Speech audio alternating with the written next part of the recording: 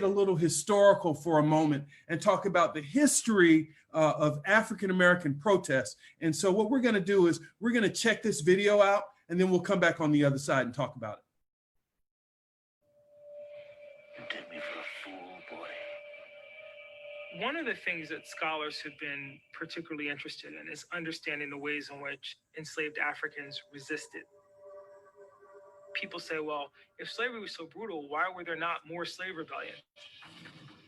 In fact, scholars have now documented literally hundreds of rebellions that previously we didn't know about. Slave revolts happen multiple times in U.S. history. The most famous is Nat Turner's revolt in 1831. What are you niggers doing on my farm?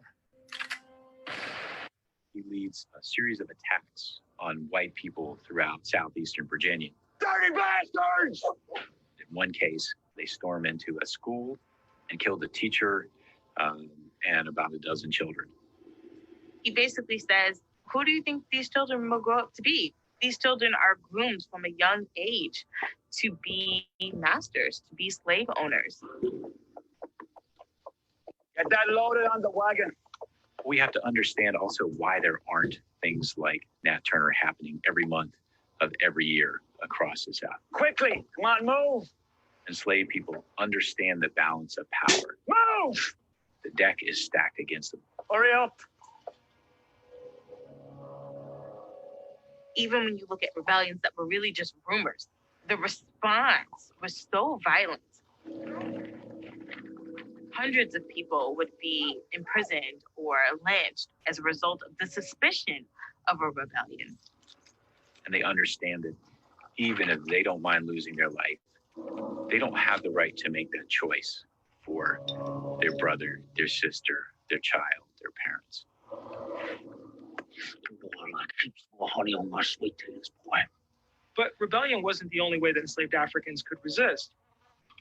More common was what we've come to call day-to-day resistance, which was the seemingly small gestures to push back against the system. You think that's good? Yes, ma'am. Against the way the system demanded everything of the enslaved person's life.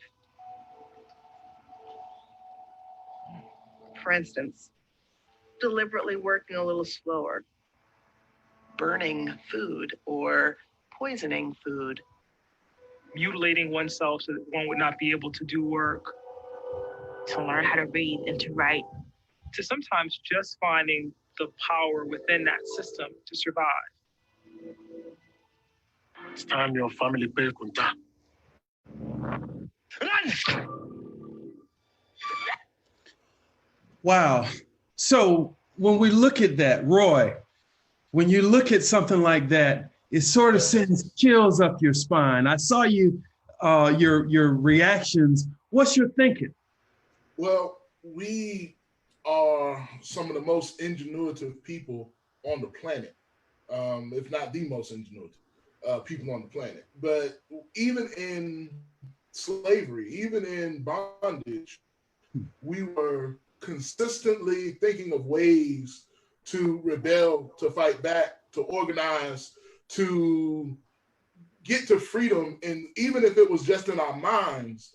And this is the Negro spirituals. This is the birth of our own protest and the cornrows. As you know, we learned that the origin of cornrows was the map out an escape route in heaven. Wow. Oh yeah, yeah. So there's also that we've been creative since we've come to these shores in how to protest, and so working slow, correct. But also, I'm so glad that you played that clip because we were dependent on everything. For the slave master depended on us for his own or her own survival. And we learned that without us, they couldn't eat, or without us, they wouldn't have good food to eat. And so we learned to protest through food. I remember reading a story. I'm trying to remember exactly where it was, but I just remember the concept that there would be certain cooks they would ground up glass and put it in the food for the slave master to eat. And master was wondering why he was getting sick. Wonder why he was getting sick. Because there was always a subtle, and this is the power and ingenuity of Black women too, as we're talking about cooking the food.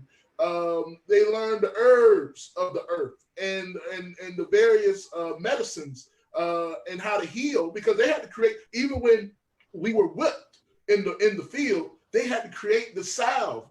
It's not like the plantation master said, I'm gonna give you some Neosporin. No, created the salve from the herbs and the dirt to heal the wounds of the many men and boys and even girls that were whipped in the field. And so this brought me to, I know I'm pro White Rage by Dr. Carol Anderson, and she said in this book, the key to white rage was Black success.